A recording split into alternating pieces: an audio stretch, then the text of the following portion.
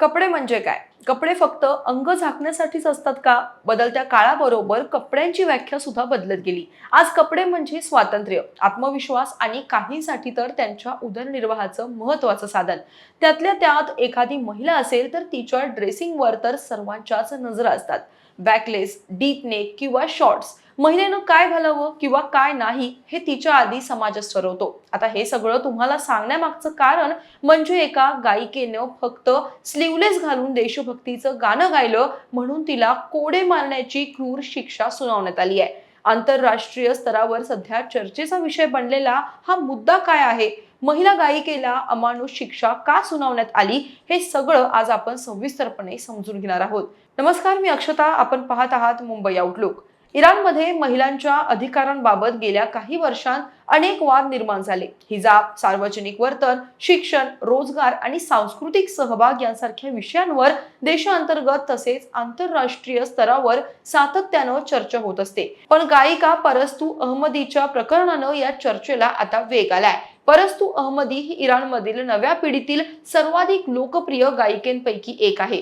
पारंपरिक लोकसंगीतात आधुनिक सादरीकरणाची जोड देत तिनं अल्पावधीतच मोठा चाहता वर्ग निर्माण केला. तिच्या आवाजातील भावनिकता, सामाजिक प्रश्नांवरील भूमिका आणि महिलांच्या हक्कांसाठीची तिची स्पष्ट भूमिका यामुळं तरुणाईसाठी ती प्रेरणास्थान मानली जाते. वयाच्या अवघ्या 29व्या वर्षी तिनं संगीताच्या माध्यमातून समाजातील विविध विषयांवर मत व्यक्त केलं आणि त्यामुळेच ती इराणमधील सांस्कृतिक क्षेत्रात एक प्रभावी व्यक्तिमत्व म्हणून ओळखली जाऊ लागली. मात्र आता एका नव्या वादात ती सापडली आहे. नुसती वादातच नाही तर एखाद्या गुन्हेगाराप्रमाणे तिला शिक्षा देखील सुनावण्यात आली आहे. या संपूर्ण प्रकरणाची सुरुवात डिसेंबर 2024 मध्ये झालेल्या एका ऑनलाईन संगीत कार्यक्रमातून झाली. परस्तू अहमदीनं तिच्या अधिकृत युट्यूब चॅनलवरून एक विशेष संगीत मैफल सादर केली होती. हा कार्यक्रम कोणत्याही प्रेक्षकांच्या उपस्थितीशिवाय एका बंदिस्त ठिकाणी रेकॉर्ड झाला. या कार्यक्रमामध्ये परस्तूनं इराणमधील प्रसिद्ध देशभक्तीपर गीतचं सादरीकरण केलं. गाण्याची निवड, त्यातील भावनिकता आणि सादरीकरणाची शैली यामुळे हा व्हिडिओ अल्पावधीतच मोठ्या प्रमाणावर व्हायरल झाला. मात्र या कार्यक्रमात परस्तूनं डोक्यावर हिजाब परिधान केला नव्हता, त्यामुळे तिला ट्रोल करण्यात आलं. परस्तू अहमदीची पार्श्वभूमी पाहिली तर ती केवळ गायिका म्हणूनच नाही तर सामाजिक प्रश्नांवर बेधडकपणे आपली मतं मांडण्यासाठी सुद्धा ओळखली जाते. महिलांवरील अन्याय, सामाजिक बंधने आणि वैयक्तिक स्वातंत्र्य यांसारख्या विषयांवर तिनं अनेकदा खुलेपणानं मत व्यक्त केलंय. 2022 मध्येच इराणमध्ये उभ्या राहिलेल्या महिला जीवन स्वातंत्र्य आंदोलनादरम्यान तिची भूमिका चर्चेत आली होती.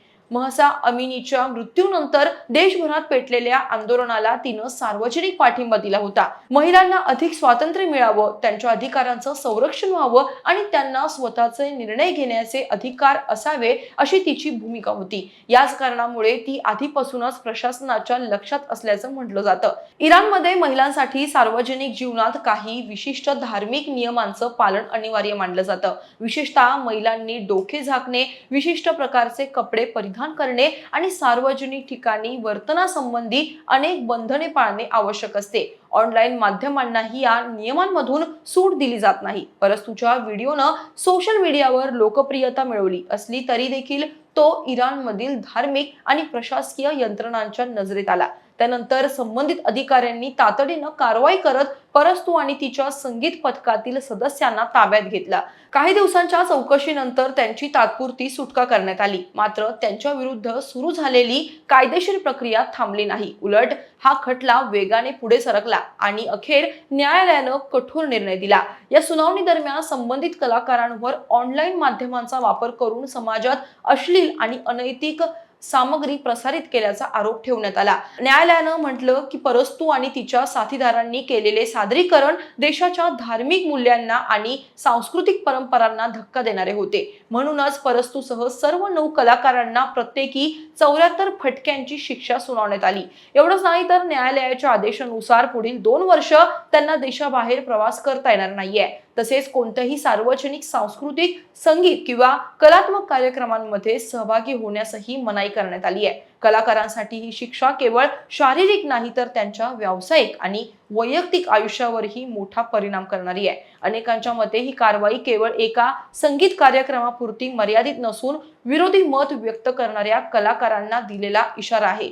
आंतरराष्ट्रीय मानवाधिकार संघटना आणि महिला हक्कांसाठी काम करणाऱ्या अनेक संस्थांनी या निर्णयावर कठोर टीका केली आहे. त्यांच्या मते एखाद्या कलाकारानं गाणं सादर केलं म्हणून त्याला गुन्हेगार ठरवणं हे अभिव्यक्ती स्वातंत्र्याच्या मूलभूत तत्वांच्या विरोधात आहे. कला, संगीत आणि साहित्य ही समाजातील विचार मांडण्याची महत्त्वाची साधने आहेत. अशा माध्यमांवर निर्बंध आणणं म्हणजे लोकशाही मूल्यांनाच आव्हान देण्यासारखं आहे, असं अनेक कार्यकर्त्यांचं म्हणणं आहे. सोशल मीडियावरही अनेकांनी परस्तू अहमदीला पाठिंबा देत तिच्या धैर्याचं कौतुक केलंय. काहींनी तिच्या गाण्यांचे व्हिडिओ पुन्हा शेअर करत अभिव्यक्ती स्वातंत्र्याच्या समर्थनार्थ मोहिमा सुरू केल्या. दुसरीकडे काही सनातनी गटांनी मात्र न्यायालयाच्या निर्णयाचं समर्थन करत धार्मिक नियमांचे पालन आवश्यक असल्याचे मत व्यक्त केले आहे. त्यामुळे हा विषय केवळ एका कलाकाराच्या शिक्षेपुरता मर्यादित न राहता समाजातील दोन वेगवेगळ्या विचारसरणींमधील संघर्षाचं प्रतीक बनलाय. परस्तू अहमदीचं प्रकरण ताजं असतानाच अफगाणिस्तानच्या माजी पत्रकार आणि टीव्ही प्रेझेंटर गोलाली करीमी यांच्या कपड्यांवरून आणि जीवनशैलीवरून सोशल मीडियावर अफगाण नागरिकांमध्ये मोठा वाद झालाय. गोलाली करीमी यांनी ट्रोल करणाऱ्यांना आता प्रत्युत्तर दिलंय. माझ्या कपड्यांवर नाही, अफगाणिस्तानातील महिलांवरील अत्याचारांवर चर्चा व्हावी असं मत त्यांनी मांडलंय. मंडळी, तुम्हाला या सगळ्याविषयी काय वाटतं? देशभक्ती ही कपड्यांवरून सिद्ध होऊ शकते का? कॉमेंटमध्ये नक्की सांगा.